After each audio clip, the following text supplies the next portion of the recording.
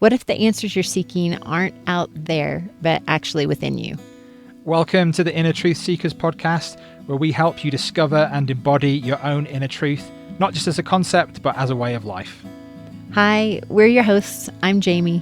And I'm Michael, and in today's episode, we're going to dive into what inner truth actually means, why we decided to rebrand our business as Inner Truth Seekers, and how inner truth seeking for us in our life and our work has absolutely transformed our way of being, and how you can too. So let's dive in. Okay, here we are, episode 1 of the Inner Truth Seekers podcast. Yeah. Long time in the making, in discussions, and we're finally here. Sat down to have this conversation, the first of many, and we've just launched the new innertruthseekers.com website, the new brand, a new business. I'm very excited about it, and I'm really excited to start this series of conversations with you and let people into our world, really, of all the conversations that we have, you know, at the dinner table or at any time through the day, or the processing or the insights and the awarenesses that come to us. We've always talked about wanting to bring this out and let people in to our kind of inner world, and also help people connect to their inner world as well. So how does it feel? It feels great, and I agree. We've been talking about this for quite some time, and it's been something that we've been inspired to do. And we finally are maybe at the place where we can do it. It has this feeling of being simultaneously like not soon enough and at the same time right on time. And so I'm just going to trust, or we're going to trust that it's happening when it should. And I'm excited to start having these conversations. You know, like you said, we've felt for a long time, you and I talk about all kinds of stuff in depth. And because of the work we do and because of our own personal practices, we have these conversations all the time that often we think, oh, I think more people would want to hear about this or be involved in this or contribute to this or have something to say about it or see this in a different way, like we're kind of discovering. And so I'm happy to be able to finally get to do that. Awesome. Great. Well, I think what comes up really to kind of kick things off, and, you know, maybe you can answer first and then perhaps I'll answer the question. Yeah. You know, what is an inner truth seeker? What does inner truth mean? And kind of why, from your side, did you feel so excited when we came up with the name Inner Truth Seekers? And kind of what does it really mean for you, for us, for this next chapter, and also especially for people who are connecting with us? What kind of does that shift really entail, and why Inner Truth Seekers? And what is an Inner Truth Seeker? What does that mean? Yeah, that's a great question, and I'll be excited to hear what you have to say too. You know, it's felt for me for a long time now, even before we launched Inner Truth Seekers, and even before we started this podcast. You and I have both felt like if we were talking about like, what is our dream client? Who's our dream client? Well, it's someone who's dedicated to their own practice, someone who's dedicated to their own path, someone who's dedicated to their own internal inquiry or seeking or meditation or consciousness expansion or healing or trauma transformation. It's someone who's dedicated, which means, you know, someone who's has a sincere desire to follow whatever impulses are coming through, whatever is being shown, whatever lessons are being learned. And then that dedication also with the inner truth seeker. So, you know, we could talk about just truth as a word and what that means, but inner truth to me gets so much more juicy. You and I both, we know that we tend to live our lives from a place of honoring our own inner truth. You and I have done that in our lives as individuals before we even met. And then since we've met 8 years ago, we've just potentiated that in ourselves and each other through our union. And so that seems to be something that's really important to us, is constantly seeking, looking inwards, finding, discovering whatever is being impulsed or inspired through us authentically from the inside out. You and I also, in our own lives, and I'll just speak for myself, and you'll say more about this, I'm sure. But for myself, even my whole life, if I look back even to when I was a kid, I've just always sort of followed my own path. And that's always been something that's been interesting or fascinating to me, and something that is just a sincere passion that I've had. And so even when I have heard or we hear outside voices saying, this is what it should look like, this is what you should be doing, this is what it means to be human, whatever anyone's saying, I've always kind of had this sense of, well, that's interesting, but I'll tune in and see what's true for me. And so that inner truth has always been alive within me in my own life. And then it's always been something when I work in service to other people through my sessions and my programs, courses, our work we do together. I love and am passionate about helping, assisting other people connect with their own inner truth and follow their own path and be empowered in that. Because essentially, for me, what I see it in ourselves and other people and anyone really is that we're all such unique individuations of God or the divine or source or the infinite creator, and that is being expressed through us very uniquely, brilliantly, and perfectly through our inner truth. And so when we're able to tune into that, when we're able to come from that place, when we're able to make decisions from that place, when we're able to embody that in our work and service to others, it's like we're allowing the God to move through us outward. And I just think that that's perfect. What would you say about inner truth? Well, firstly, I think, that was great. And just to everyone listening, there's no danger of Jamie not following her inner truth anytime soon, or true. Anyone trying to knock her off that, or convincing her anything otherwise. That's true. And I think you probably say the same goes for me. Yes. I think though, through what we've learned from each other and what we've learned through this many years of being of service to others and working through our own traumas, our own limiting beliefs, our own awakening into non-dual infinite consciousness, and becoming aware of that, and like the evolution of our work over like the past decade, like it's always come back to us, and what has guided us more than anything has been the recognition of our own inner truth, and then that bridging of not only recognizing it but finding the courage and the bravery to embody it and follow it. And of course we've been really lucky and fortunate that we've had each other kind of like cheering each other on, and that we've always really found ourselves maybe going against the grain, going against the kind of common consciousness or what is kind of like the norms, right through from kind of physical reality, kind of normal life that kind of brought us to meeting each other kind of like 8 years ago, right through all of our work and retreats and everything that we've done over the years. We've always found ourselves leaning more and more in towards that inner truth. And that has been a guiding principle for us. And it's been uncomfortable. It's been challenging. It's been disapproved. We've questioned ourselves. We've doubted ourselves. But I think if we look back, and I know that, from our other conversations, it's the same for you, that we can track back so many points within our life where we had awareness of our inner truth, going, hey, there's a door opening here. Do you want to go through it? There's a door that kind of goes off the main path, off what mainstream consciousness perhaps is kind of inviting you to stay on. And I can look back at different points in my life, kind of when I left home, when I got my scholarship to go and play rugby, when I kind of left all my friends, when I went and traveled the world, when I came to Peru, all these different types of things. There's just so many choices that I can look back and go, that was my inner truth inviting me to kind of step more into it.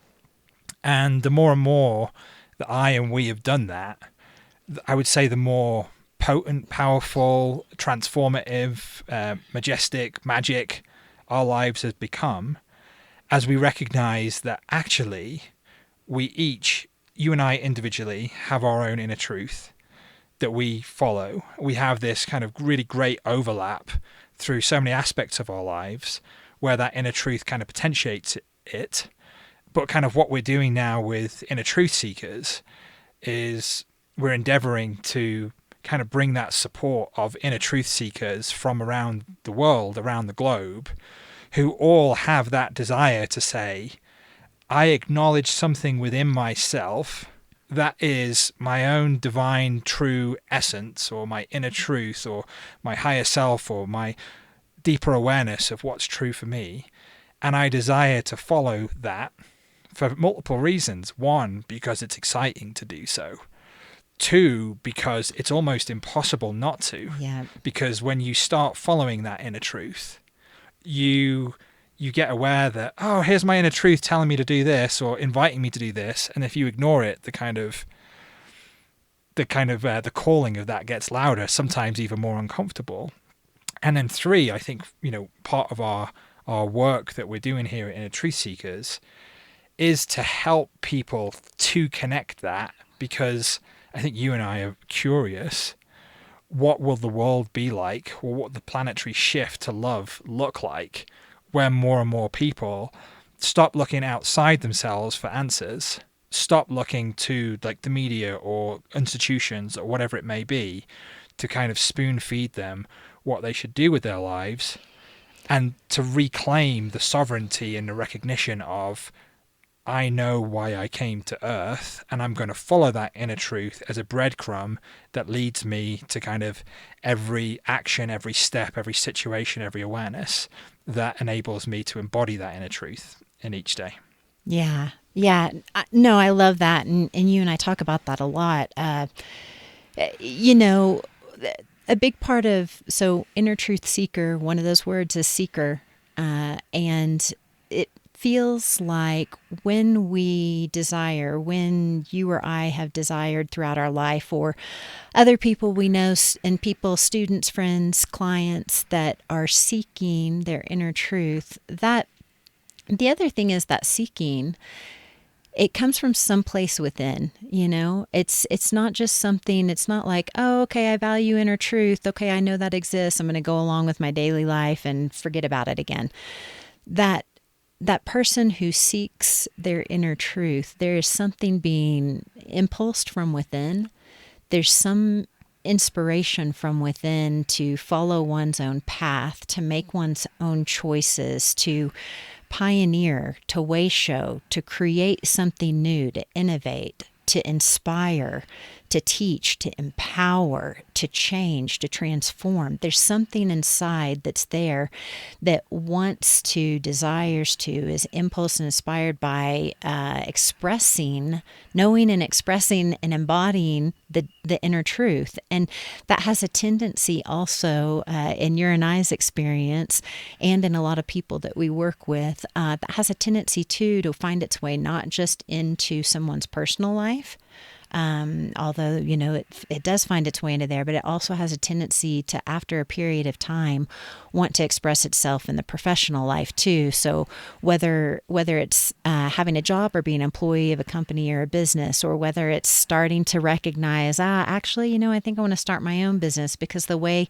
that this industry works, I think it could be different or better. Or maybe it's being entirely creative, an artist, a creative, a musician, something like that, where it's like, I have this thing coming through me that just wants to come through me powerfully, and I've got to give it shape and form, and I've got to give it an outlet to do so.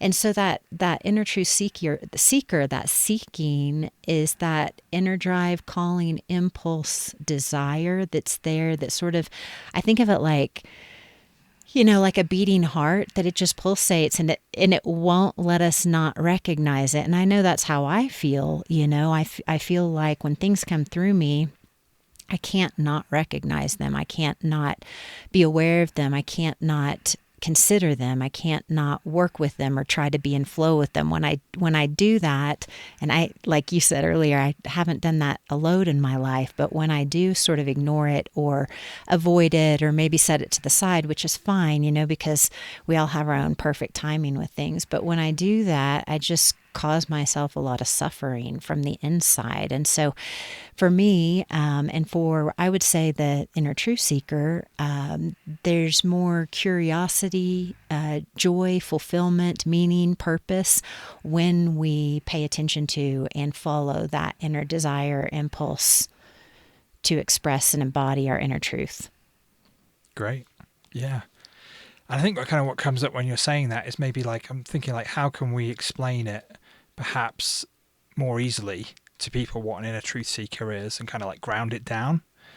So for you, like, what is not inner truth seeking? Because I think that can really highlight And then maybe I can give a few examples in my life where I know that I didn't follow my inner truth, because it's been a great highlighter for me of not following inner truth and recognizing, oh, that wasn't my truth.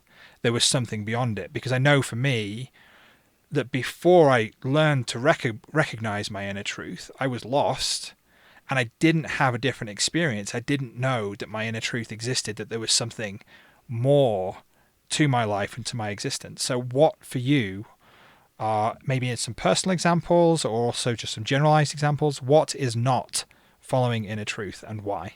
That's a good one, Michael. The first thing that comes up, and this is, I just think of from my own life experience, when I would say people please is what I call it. And, some of us, depending on the culture that we grow up in or the family environment we grow up in, we might be conditioned from a young age just to do what people tell us to do.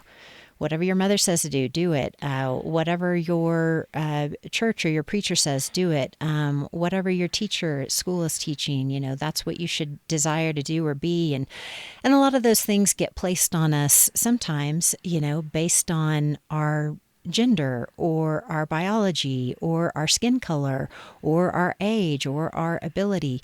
So things get tagged on us of what we should be, what we shouldn't be, how we should act, how we shouldn't act. A lot of us can think about in our own families, depending on where you grew up, that we might have gender roles put on us. Girls do this, boys do this, women do this, men do this. And so when we just blindly, or I might say unconsciously, follow somebody else's opinions, perspectives, judgments, that would be the opposite of inner truth. That would be, what's the joke that we make? Outer non-truth? Outer falsity is the opposite of inner truth. Something like that, yeah. Do I want to follow inner truth, or do I want to follow outer falsity? So it's just words that get said. I always think of it as like the ears hear a lot of voices, and sometimes there's a lot of voices around us. It could be friends, it could be family, it could be partners. It could be anything. It could be the collective. It could be a political party. So when we hear all those voices, what we should or shouldn't be doing, what we should or shouldn't be thinking, that would be the opposite of following inner truth. What comes up for you? Anything else come up for you about what's not inner truth? Yeah, I think I can just really speak that for me, not following inner truth, and Jamie will attest to this, is like being told what to do. So he hates that, you guys. So being told, and I'm making a bit of a joke, but it's very true. And I know that there's obviously different things from my childhood and traumas and things like that kind of relate to why I'm maybe so sensitive to being told what to do.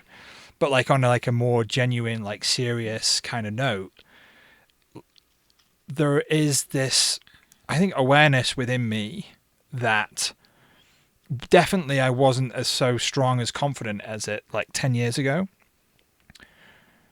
But there's this awareness that, okay, there is a soul experience here. My soul's having an experience. There's a soul blueprint. And I think we'll talk more about the soul blueprint in the next episode, or an episode coming up soon. But the soul blueprint, or my own inner awareness, or my own inner truth, has a plan, and I'm the only person, me and infinity, God, one consciousness, whatever you want to call it, know that plan. So the more that I get in tune with knowing that plan, or knowing why I'm here, or knowing myself, or knowing thyself, the more confident and aware of knowing myself, then the less permeable I am to outer authorities trying to say what I should or shouldn't do. Now, there's benign type versions of someone saying, hey, what would be really good for you? You should do this, and you're like, okay, thank you for that, but that doesn't really resonate for me. And then there's kind of like more things, we kind of see in the planetary sphere, where there's a lot more, I would say, deep consequence for people oppressing their idea of what should be the structure of the planet onto minorities or other kind of people who have been marginalized.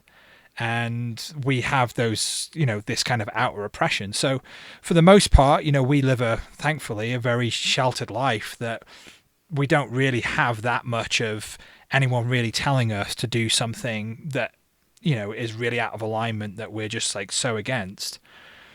So the reason I'm kind of sharing that is I believe how we've kind of like formed as a society, and the kind of like the governing and the rule and like kind of what we've kind of got on the planet is based upon certain groups of people having an idea about what their inner truth is, and then trying to like put that on top of everyone else and make everyone else do it. So that, you can just look around the planet, look at the news, you can just see that going on all the time. It's been going on, and we don't know how long that type of stuff will continue on the planet.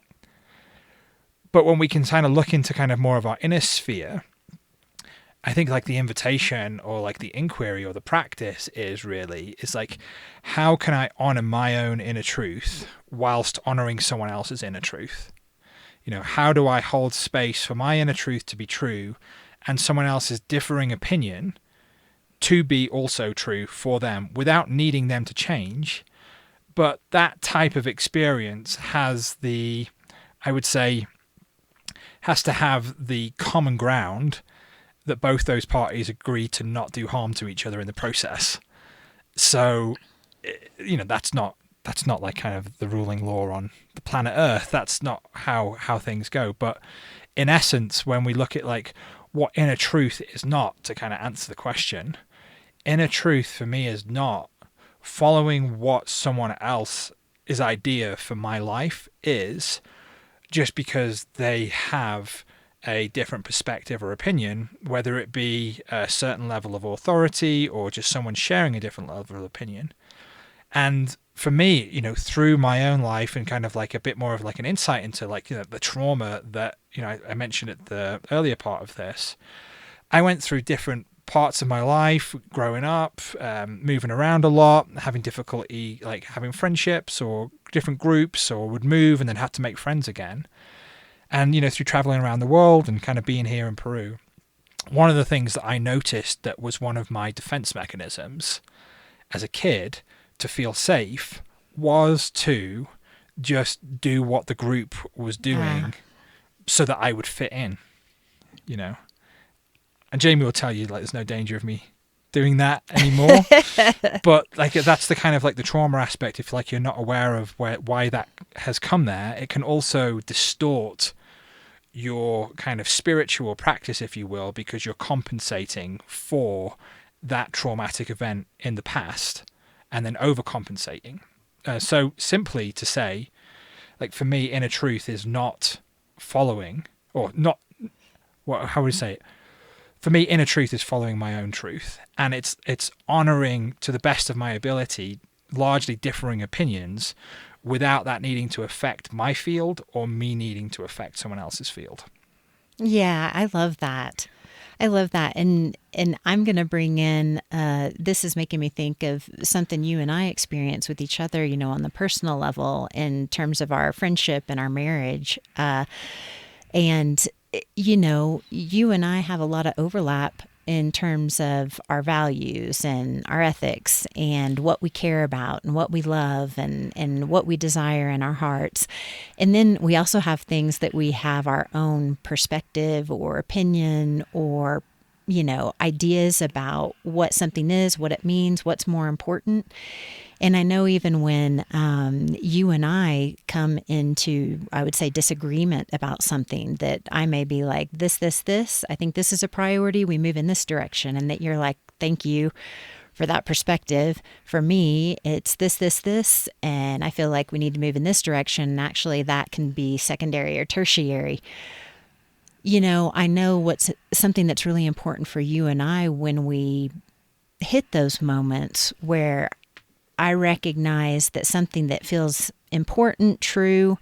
Authentic for me doesn't seem to be equally valued by you, that you have something else that feels true or authentic or sincere for you in regards to maybe decisions we're making, in our marriage, or regards to decisions we're making in our business. And I know something you and I both practice, but I'll just speak for myself right now.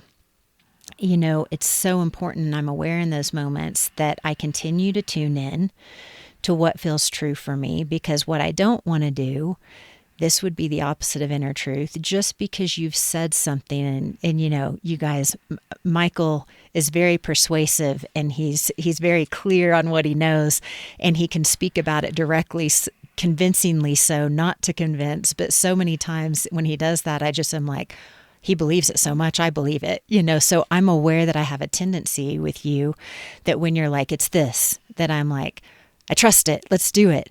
So, what I have to do when we have those disconnects in terms of our perspective, our desire, our truth, our authenticity, what feels true, I'm always doing several things on the inside. My ears are opening, listen to what he's saying. It's not in alignment with what I'm saying, so stay open and listen to what he's saying. At the same time I'm staying open to what you're saying, I also am sure inside I don't want to cave to it inauthentically and pander to it inauthentically. Oh, well, Michael's saying this and he believes it, so we should just do it. Which you're like, I could feel you like, can you just do that sometimes, Jamie, please?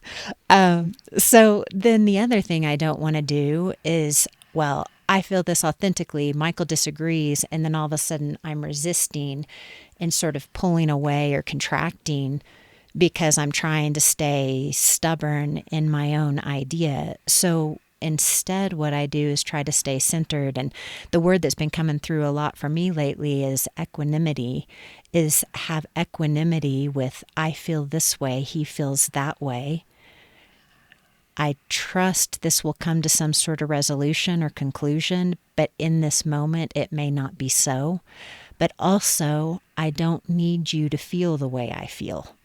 And there can be something really powerful in that, something very empowering for me, I know for sure, to say inside, this is what feels true for me, this is what feels authentic.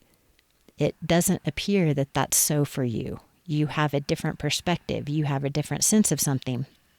And both can equally exist, and that it doesn't have to mean that there's conflict, or it doesn't have to mean there's disagreement. There's simply difference happening. And so usually when that happens, you and I just acknowledge that I feel this way, you feel this way. Should we just let that sit for a while? Yep. Usually when we let that sit, it finds its way and works its way out. And it seems to be what's best for both of us in our marriage and our work so far. So that comes up for me when you're talking about that. Does anything come up for you when I'm saying that? I think we've got better at, honoring and recognizing each other's inner truth without changing it. I think when we first kind of met and we were like, hey, when were you born? And you're like, oh, I'm a Capricorn, you're a Capricorn.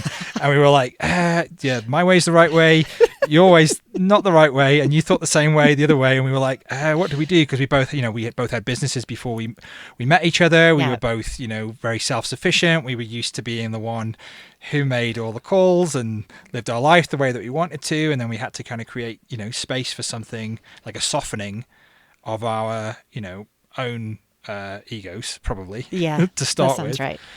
But, as we've kind of gone through that process, I think it has been a beautiful process that I think, our marriage has taught me how to kind of interact more with the world in terms of recognizing, okay, I can have a different opinion and someone else can have a different opinion, and it's okay for people to have different opinions.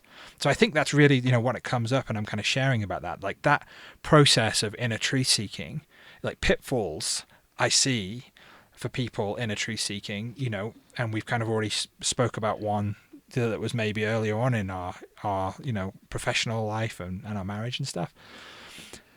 But and you hear this a lot of times, and we kind of have some kind of amusing moments when we hear some stuff, but often what we'll hear is when someone has an awareness of something that's true for them, and rather than just basking in the beauty of that truth, it goes straight to, let's make everyone else aware of this ultimate truth, which might not be an ultimate or objective truth. And that's like one of the reasons why for you and I, we, spent little time, through both of our kind of seeking around the world and kind of studying in different traditions and things of that nature.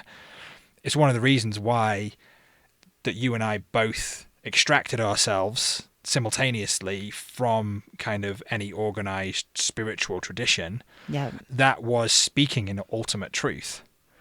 And, when you speak or hear in different spiritual circles or things of people doing different type of work or plant medicines or all sorts of other things, what they might find themselves doing, one of the pitfalls, the distortions that we often see is, I had this experience, I had this vision, I had this dream, and now because I had it, I've been chosen, or something of that nature, or I've had this experience, whether it's said or not, but I've had this experience, now I have this truth to say to you. So this is the point where we put our disclaimer in, like, to anyone out there who's listening to us, and we always say this to everyone, it's like, don't believe anything we say, please. Just take what resonates, leave what doesn't. We're only here to inspire, to, I'm pretty much enjoying this conversation, but we're here to help reflect back to you your own inner truth. It's not about us telling you what your inner truth is. We're here to share about our own experiences, what's been useful for us, what's been difficult for us, what pitfalls have arisen, and, find what resonates for you and leave what doesn't. So that's what we'll always say. But in terms of like those kind of pitfalls, I think one of the examples that came up for me when I was doing a session with a client was, Moses kind of goes and sees the burning bush. No one knows if he was tripping or whatever was going, but there was a burning bush that was there. He's then had these 10 commandments, and you could probably say 10 commandments in their essence are relatively ethical, you might say, but this person has basically had a vision, or has a direct communication in his words, or as the books kind of say, with God, and I've received these 10 commandments, and now everyone has to do it.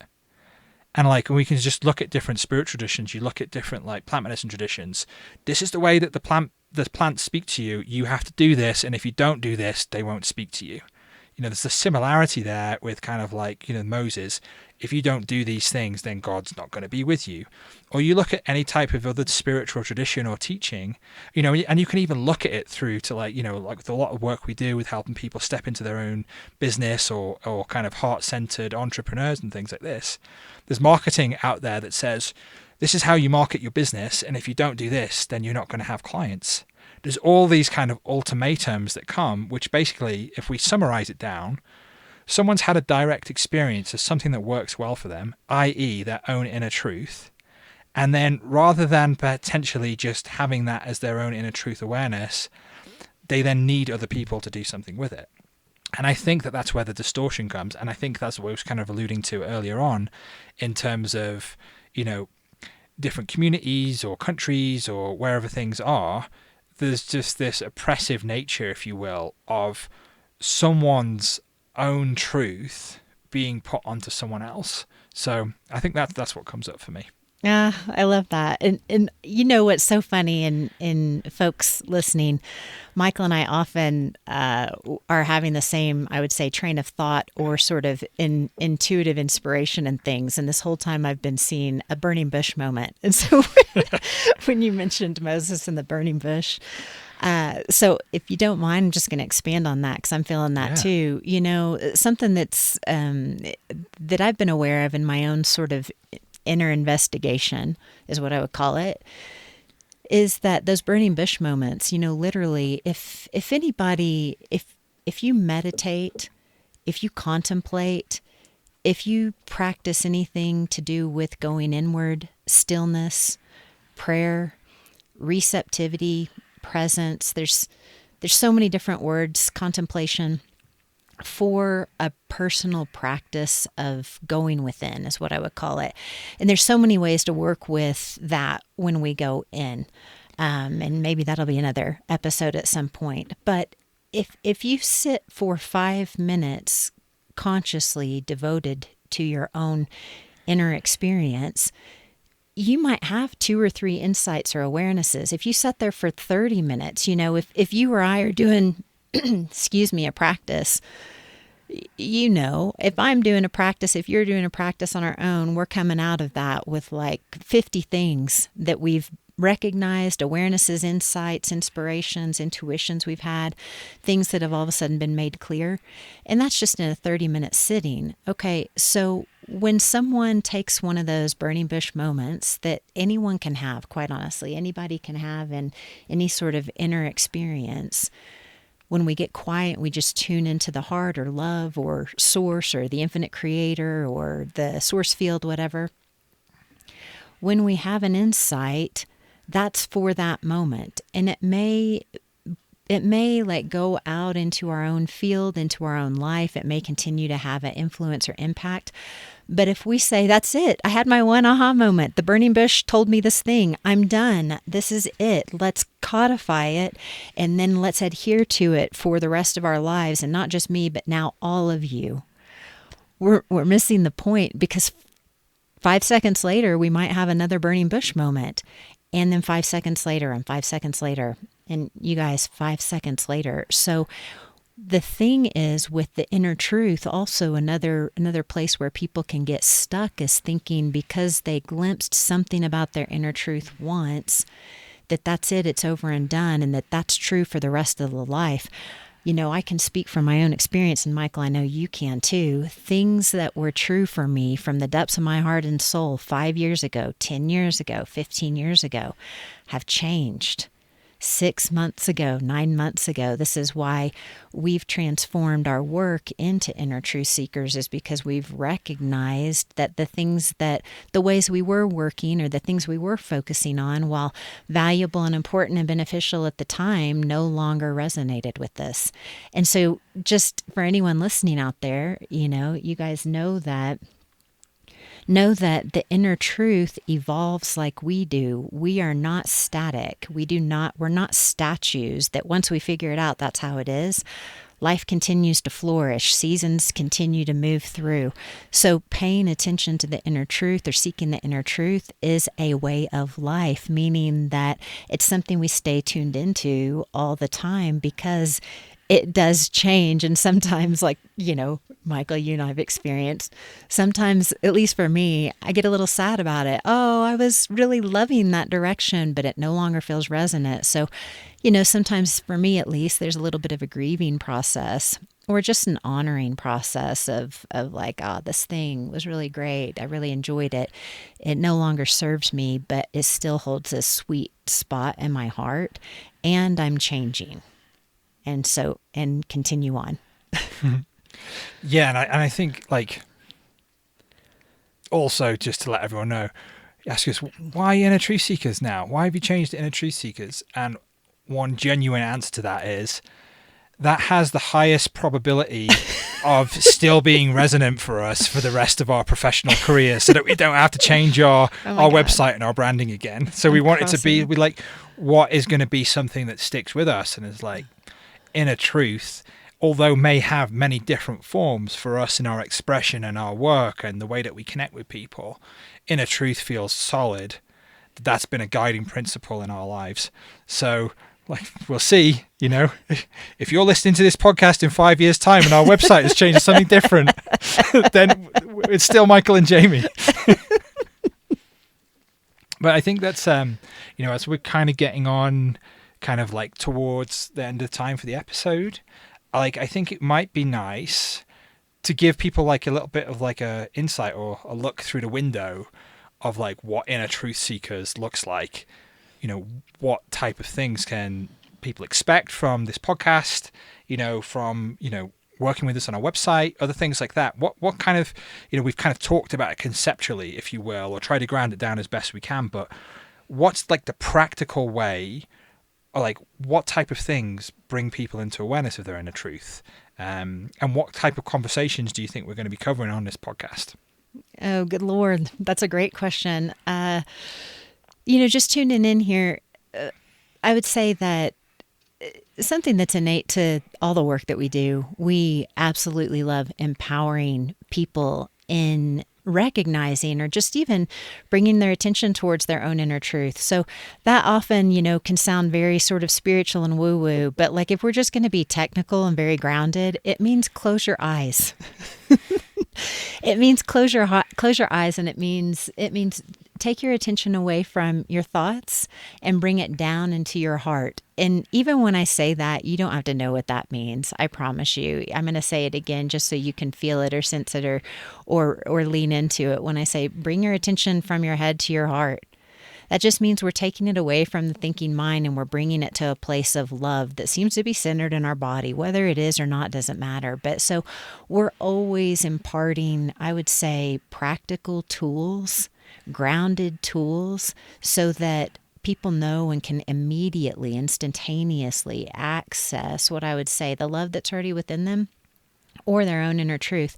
A second thing I know that will absolutely be emphasizing nonstop is what we call or reference as spiritual sovereignty. And we'll more than likely touch more on that in a future podcast episode as well. But spiritual sovereignty just means that we know that these podcasts and all the work we do, that they're meant to inspire you to recognize or remember something that you already know. And we trust that every person listening and every person that we work with has the ability to have discernment and be clear for themselves, be the final filter. Is this a fit for me? Does it resonate with me? Does it not? Take it or leave it. Take what resonates, leave what doesn't.